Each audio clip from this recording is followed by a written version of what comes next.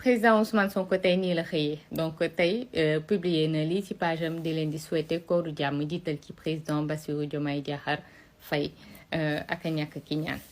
yàlla na nga gaaw génn ànd ak suñu président yéen ñaan ñëpp benn président ñaari président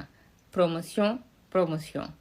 commandé benn président am ñaari président lii la yàlla dogal ay ca ma defal leen traduction wu communiqué officiel bi nga xam ne président Bassirou Diomaye Diakhar Faye moo ko def tey communiqué bi nag li ko tax a jóg mooy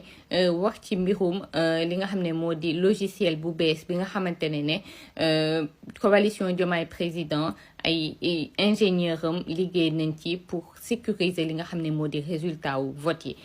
communiqué bi nag mu ngi ci wax ak ñi nga xam ne ñoo di mandataires yi ak représentant du bureau de vote yi mu ne leen ñu ngi jëm ci li nga xam ne moo di moment yi gën a important ci suñu nation bi di Sénégal élection présidentielle bi dina am le 24 mars te ndax dina nekk loo xamante ne tournant majeur la pour suñu réew mais aussi pour Afrique xam ngeen ne li ci ëpp solo li ñu soxla tey mooy nu ñuy garantir suñu victoire loolu nag li ñu koy may mooy nu ñuy sécuriser li nga xam ne moo di votu sénégalais yi yépp mu ne nag pour ñu mën a éviter li nga xam ne moo di fokkate bi nga xamante ne waa nguur gi bëgg nañ ko fokkate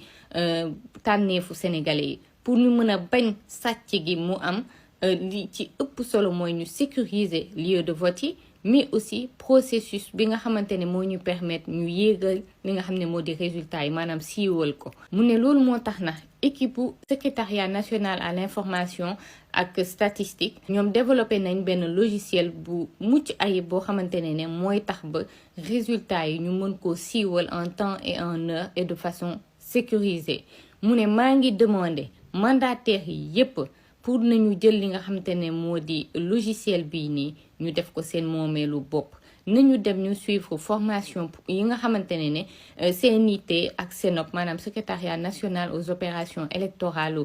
coalition Diomaye président dinañ ko amal pour ñoom suñu victoire mu ngi jàllee ci li nga xamante ne moo di suñu mën-mën suñu capacité yi nga xam ne ñun am nañ ko suñu détermination bi nga xamante ne ñun am nañ ko te loolu mooy tax ñu mën a garantir li nga xamante ne moo di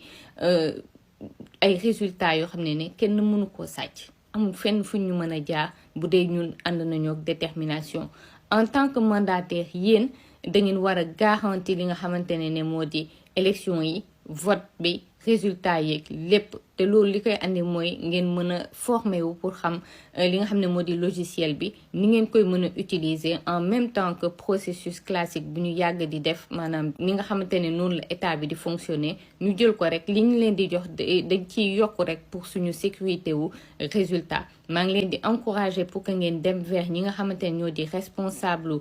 CENOP yi maanaam secrétariat national aux opérations électorales ak SNIT maanaam secrétariat national à l'information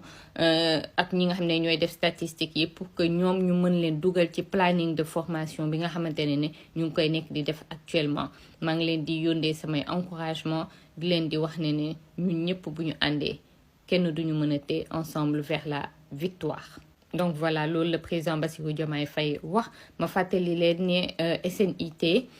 ñoom ñi nga xam ne ñooy yëngu ci wàllum information technologie statistique et tout def nañ liggéey bu mucc ayib ci li nga xam ne moo di site président Bassirou Diomaye Faye bi surtout Diomaye président bi taxawal nañ fa li ñuy woowee Diomaye mooy Sonko bot maanaam benn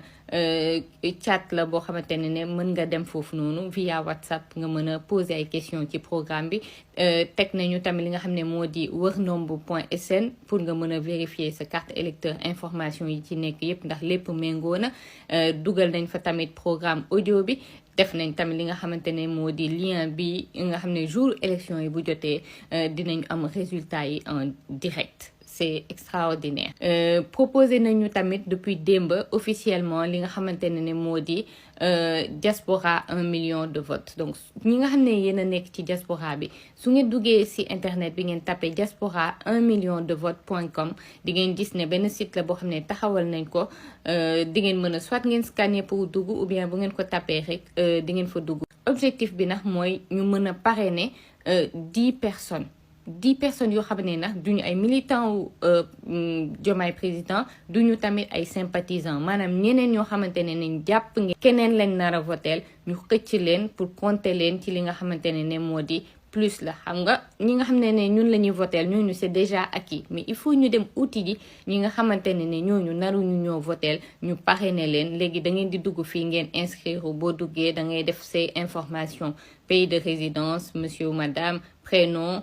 nom de famille téléphone email. Ensuite ndax da ngay dem ci fi ñuy wax ne personne à inscrire léegi yow yaay sélectionner ñaata nit nga bëgg a inscrire. Est-ce que 2 personnes là? Est-ce que 3? Plus ngay yokku plus da ngay gis yeneen page de ubbeeku pour que nga mën a remplir information wu nit yooyu yëpp mën nga parrainer ba 10. donc bu dee 100 000 personnes ci diaspora bi ñoo parrainer 10 personnes yu bees yoo xam ne duñu militant duñu sympathisant ça nous fait 1 million de personnes de votants de plus que li nga xamante ne ñun am nañ ko ba pare c'est acquis. donc fii nii da ngeen di dugal tamit pareil même chose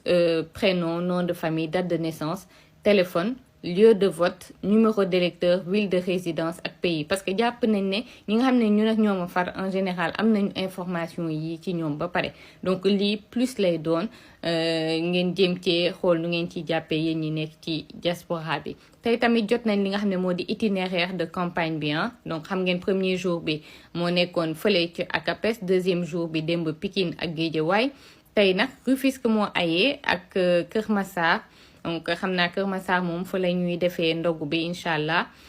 suba mercredi 13 mars ñu ngi dem fi nga xam ne moo di Thiès Louga ak Saint-Louis ñu ngi def axe Tivaouane Kébémer Louga Saint-Louis su ko defee ñu fanaan fi nga xam ne moo di Saint-Louis. jour 5 bi jeudi 14 mars dinañ def Saint-Louis ak Podor axe yi ñuy def mooy Saint-Louis Richard Toll Dagana ak Podor ñu ngi fanaan fi nga xam ne moo di Podor. vendredi 15 mars Matam la ñuy def ñu def axe yi nga xam ne moo di Ndioum Ourossogui Matam voilà ñu fanaan fi nga xam ne moo di Ourossogui.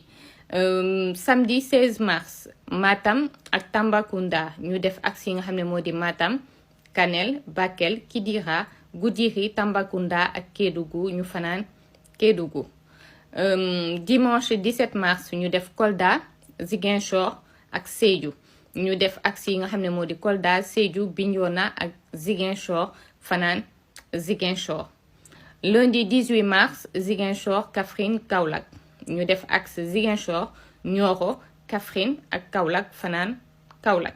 mardi 19 mars Kaolack Diourbel Fatick région yooyu la ñuy def ñu def na axe yi nga xam ne moo di Guinguinéo Gossas Diourbel Bambey Niakhar ak Fatick daal di fanaan nag fi nga xamante ne moo di Mbour. mercredi 20 mars région de Thiès lay doon ñu def Mbour ak Thiès daal di fanaan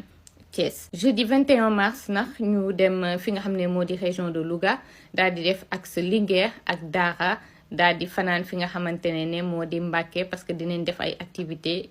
ci Mbacké. bi ñuy tëjee nag mooy Dakar toujours fi lépp tàmbalee vendredi 22 mars meeting de clôture bi nag ci lañ koy def. donc foog naa loolu mooy programme bi jox naa leen lépp. temps d'antenne président Bassirou Diomaye Faye tey ci fi nga xam ne moo di Dakar Matin ci Pape Alé démb Maïmouna Bousso la woon tey nag ki nga xam ne moo di capitaine Touré mooy ñëw pendant 30 minutes waxal coalition Diomaye président ci Pape Alé. donc loolu mooy information journée bi ak programme bi voilà bonne journée à tout le monde ba ci kanam.